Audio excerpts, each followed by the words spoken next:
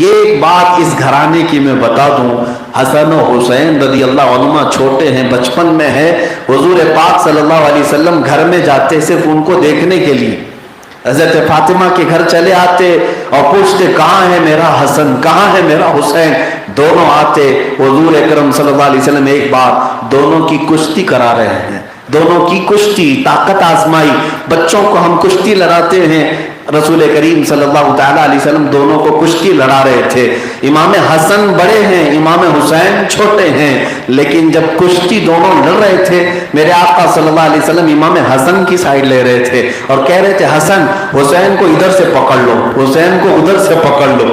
حضرت فاطمہ اندر سے دیکھتی ہوئی کہنے لگی بابا جان یہ کیا بات ہوئی، آپ بڑے کی طرفداری کر رہے ہیں، عام طور پر باپ اور ماں چھوٹے بچے کی طرفداری کرتے ہیں، حسین چھوٹا ہے، حسن بڑے ہیں، آپ حسن کی سائیڈ لے رہے ہیں۔ میرے آقا صلی اللہ علیہ وسلم نے فرمایا فاطمہ تم نہیں دیکھ رہی، حسین کی طرف جبرائیل کھڑے ہوئے ہیں۔ یہ وہ گھرانہ ہے جب کشتی بھی کرائی جائے تو ایک حسن کو سید الانبیاء پکڑ رہا ہو، حسین کو سید الملائکہ، بے اجازت ان کے گھر میں جبرائیل آتے نہیں، قدر والے جانتے ہیں قدر و شان اہل بیت، وہ رسول کریم صلی اللہ علیہ وسلم کا لجپال گھرانہ۔ اللہ کے نبی صلی اللہ تعالیٰ علیہ وسلم بچپن میں امام حسن مجتبیٰ کی عمر ابھی 6 ماہ کی تھی، تب صرف اپنے منہ سے حضور زبان نکال کر کے ہلاتے تھے، ان کے سامنے بچوں کو جیسے زبان دکھائی جاتی ہے، اور صحابہ فرماتے امام حسن صرف رسول اللہ کی زبان کی سرخی دیکھ کر کھلکھلا کر ہنستے تھے، اور پھر میرے آقا صلی اللہ علیہ وسلم ان کی ہنسی کو دیکھ کر خوش ہوتے اور ارشاد فرماتے اے لوگوں تم گواہ رہنا میرا یہ بیٹا سردار ہوگا، میرا یہ بیٹا سردار ہوگا۔ امام حسن کو جو سید کہا گیا وہ سردار کے معنی میں کہا گیا۔ اور پھر اللہ کے نبی صلی اللہ تعالیٰ علیہ وسلم ایک بار منبر پر خطبہ دے رہے مسجد نبوی کے، صحابہ کہتے ہیں ایک پیر کو حسن پکڑے ہوئے ہیں، ایک پیر کو حسین پکڑے ہوئے ہیں۔ جب رسول اللہ صلی اللہ علیہ وسلم کے قدموں کو پکڑ کر وہ منبر میں ہیں، کبھی مسجد میں میرے آقا سجدے میں ہو تو پشت پر کوئی بچہ چڑھ جائے اور صفوں کے سامنے آ جائے، اللہ اللہ یہ نازوں کی پرورش پانے والے وہ بچے، یہاں تک کہ کبھی میرے آقا کندھوں پر سوار کر کے لے جاتے۔ ایک صحابی کہتے ہیں شہزادوں کو دیکھ کر اے شہزادوں کیا قسمت پائی، کتنی اعلیٰ سواری ہے تمہاری، کتنی اعلیٰ سواری ہے۔ میرے آقا صلی اللہ علیہ وسلم نے اس بات پر صرف خاموشی اختیار نہیں کی بلکہ ان کو جواباً کہا اے میرے صحابی تو نے صرف سواری دیکھی، یہ دیکھ سوار بھی کتنے اچھے ہیں، سوار بھی کتنے اچھے ہیں۔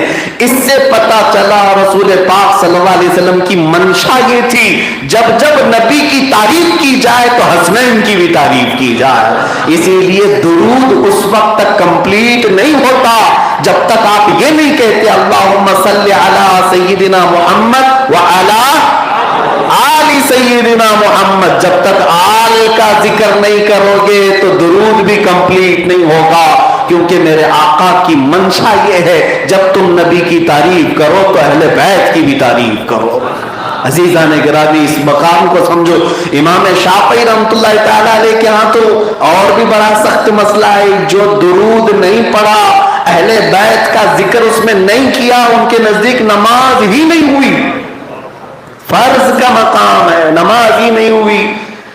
اور یہ اہل بیت اطہار کا تذکرہ اللہ تعالیٰ نے نصیب والوں کو دیا ہے۔ شروع میں ہی میں نے کہہ دیا کہ بغض رکھنے والا 3 علامتوں میں سے کوئی ایک علامت اپنے اندر رکھتا ہوگا، اللہ وہ تینوں نحوستوں سے ہمارے اس مجمع کو پاک رکھے، کوئی منافق نہ ہو، کوئی ولد الزنا نہ ہو، کوئی ولد الحیض نہ ہو، اللہ تعالیٰ پاک لوگوں کے بیانات کے لیے پاک لوگوں کو منتخب فرمائے، کیونکہ قرآن کہتا ہے الطیبات للطیبین والطیبون للطیبات، اس سے پہلے رب تعالیٰ فرماتا ہے الخبیثات للخبیثین والخبیثون للخبیثات۔ یہ آیت دونوں پورے مقامات کی تشریح کرتی ہے۔ رب تعالیٰ فرماتا ہے بری چیزیں برے لوگوں کے لیے ہیں اور برے لوگ بری چیزوں کے لیے ہیں، اسی طرح والطیبات للطیبین، اور پاکی زبانوں پر میرے آقا کا نام کثرت سے آتا ہے تو پاکیزہ لوگوں میں، پاک لوگوں میں شمار کیا گیا ہے. اسی لیے تو میں بار بار کہتا ہوں کسی کی جے بھی جے کیوں پکارے, کیا غرض ہم کو, ہمیں کافی ہے سید اپنا نعرہ یا رسول اللہ. عزیزان گرامی, حسنین کریمین رضوان اللہ تعالی علیہ مجمعین کا عالم یہ ہے کہ ایک بار حضور پاک صلی اللہ تعالی علیہ وسلم امام حسن اور امام حسین کو ڈھونڈنے کے لیے گھر میں آئے. حضرت فاطمہ کہنے لگی صبح سے بچے غائب ہیں, نظر نہیں آتے.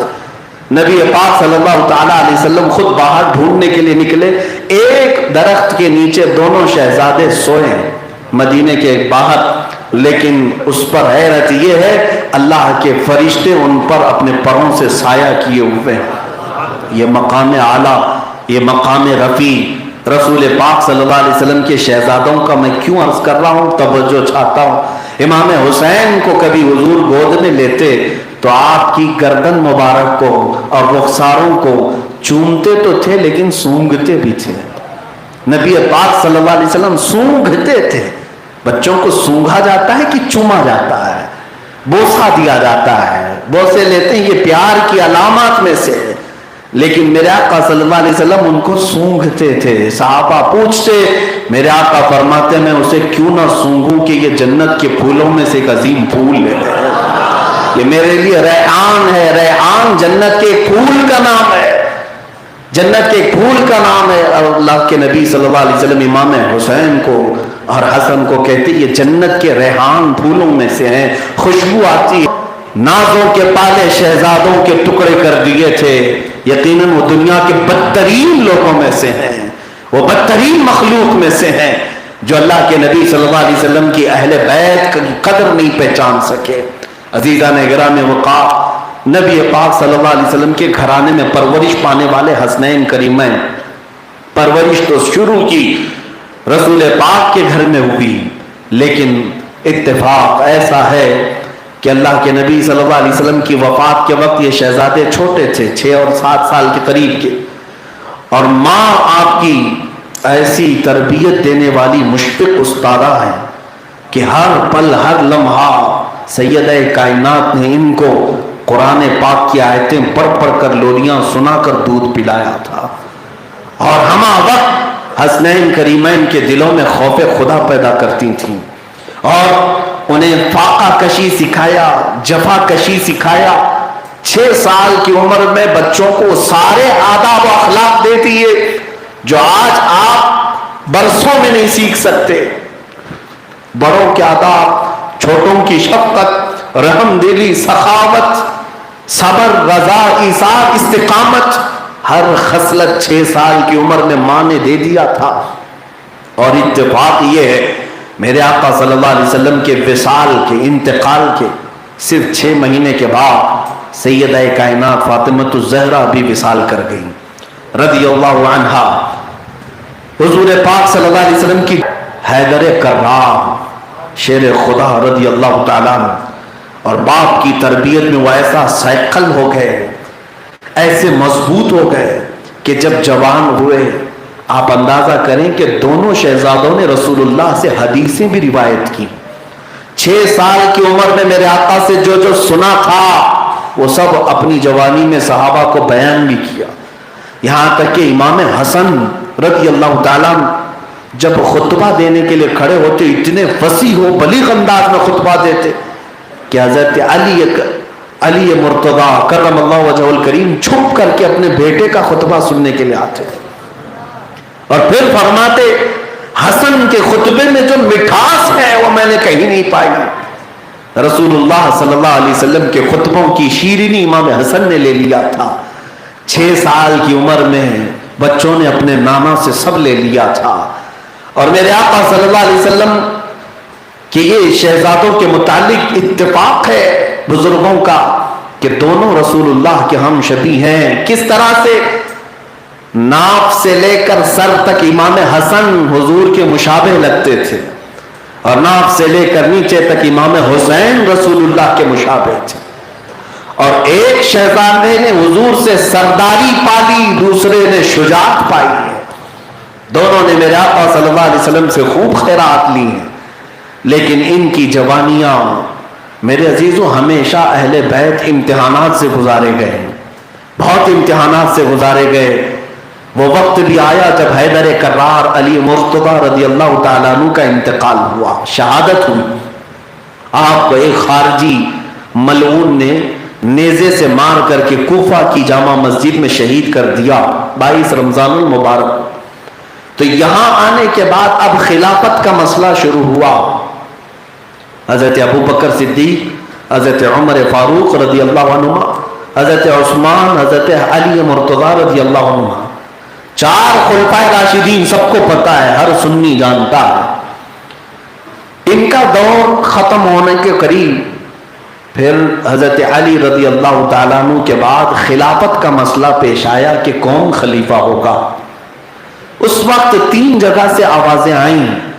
ایک حضرت امام حسن مجتبیٰ کی خلافت, ایک عبداللہ بن زبیر رضی اللہ عنہ کی خلافت مکہ, اور تیسرے امیر معاویہ رضی اللہ عنہ کی. لیکن 8 مہینے تک امام حسن مجتبیٰ رضی اللہ تعالیٰ عنہ خلافت پر فائز رہے.